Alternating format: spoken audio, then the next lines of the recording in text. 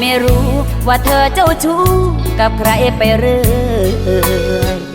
ไม่ใช่ไม่เหนื่อยกับการรอคอยให้เธอเห็นใจแต่ที่ทำเฉยไม่เอ่ยไม่พูดอะไรเพราะถึงยังไงเธอก็เลื่อนก็ไหลอยู่ดีร้องไห้ก็แล้วตำก็แล้วเธอยังไปต่อไม่เคยจะพอเหมือนจุดอิ่มตัวของเธอไม่มีจึงได้แต่ภาวนาให้เธอเห็นค่าความดีที่ไม่ยอมหนีเพราะยังมีหวังในใจ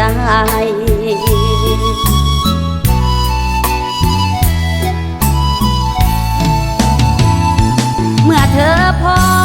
ฉันจะรออยู่ตรงนี้ลองให้เต็มที่ไปมีคนโน้นคนนี้ตามสบายเมื่อเธอพอฉันจะรออยู่ตรงนี้เอาให้เต็มที่รับรองไม่มีฉันไปกวนใจแต่หากมีสักนิดที่เธอฉุกคิดขึ้นได้ให้รู้ว่าหัวใจฉันรอแบบคลอน้ำตาไม่ใช่ไม่รู้ว่าเธอเจ้าชู้ลับหลังอยู่เรื่อยไม่ใช่ไม่เหนื่อยแต่เพราะรักเธอจึงยอมเรื่อยมาถ้าหากเธอเห็นใจก็อยากให้เธอรู้ว่าฉันเสียน้ำตาเพราะเธอไม่พอสักที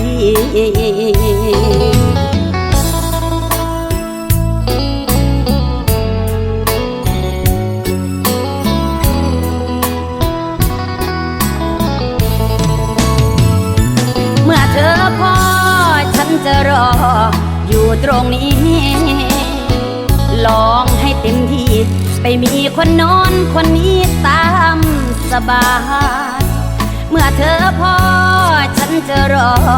อยู่ตรงนี้เอาให้เต็มที่รับรองไม่มีฉันไปกวนใจแต่หากมีสักนิดที่เธอฉุกคิดขึ้นได้ให้รู้ว่าหัวใจฉันรอแบบคลอน้ำตาไม่ใช่ไม่รู้ว่าเธอเจ้าชู้ลับหลังอยู่เรื่อยไม่ใช่ไม่เหนื่อยแต่เพราะรักเธอจึงยอมเรื่อยมาหากเธอจะใจร้ายหลายใจไม่ยอมเลิกราฉันก็ไม่ว่าเมื่อเธอพอจะรออยู่ตรงนี้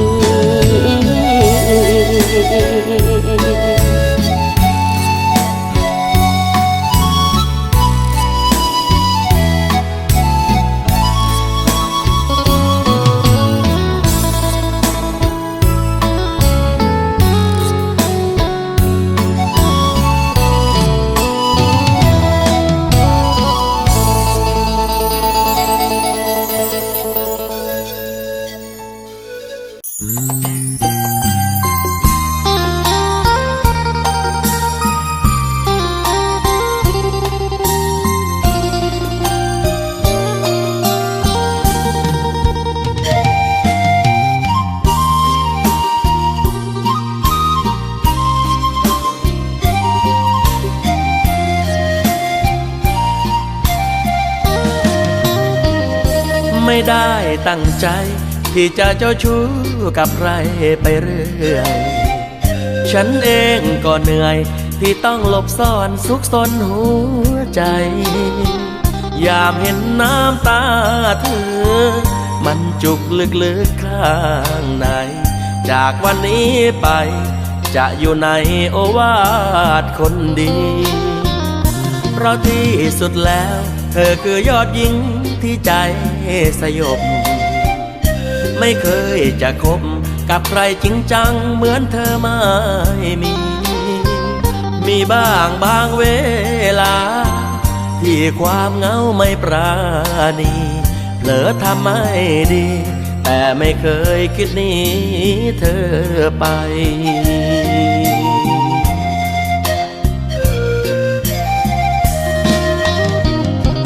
พอแล้วพอเพราะรู้เธอรออยู่ตรงนี้จะเป็นคนดีสมกับที่เธอรักฉันมากมายพอฉันพอเพราะรู้เธอรออยู่ตรงนี้รู้ตัวเองดีว่ามีแต่เธอที่รักจริงใจคนอื่นที่เข้ามาคิดหาทางเอาแต่ได้ขอโทษจากใจที่ทำให้มีน้ำตาไม่ได้ตั้งใจที่จะเจ้าชู้กับใครไปเรื่อยรู้ว่าเธอเหนื่อยจะรีบกลับบ้านให้ตรงเวลาจะซื่อสัตย์กับเธอเลิกไปเล่นหูเล่นตาแต่ถ้าเผลอขึ้นมาหวังว่าเธอคงเข้าใจ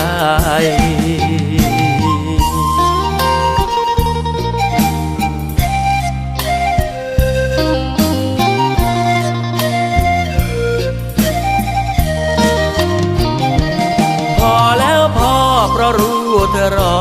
อยู่ตรงนี้จะเป็นคนดีสมกับที่เธอรักฉันมากมายพอฉันพอเพราะรู้เธอรออยู่ตรงนี้รู้ตัวเองดีว่ามีแต่เธอที่รักจริงใจคนอื่นที่เข้ามาคิดหาทางเอาแต่ได้ขอโทษจากใจที่ทำให้มีน้ำตาไม่ได้ตั้งใจที่จะเจ้าชู้กับใครไปเรื่อยรู้ว่าเธอเหนื่อยจะรีบกลับบ้านให้ตรงเวลาจะซื่อสัตย์กับเธอเลิกไปเล่นหูเล่นตาแต่ถ้าเผลอขึ้นมาหวังว่าเธอคงเข้าใจ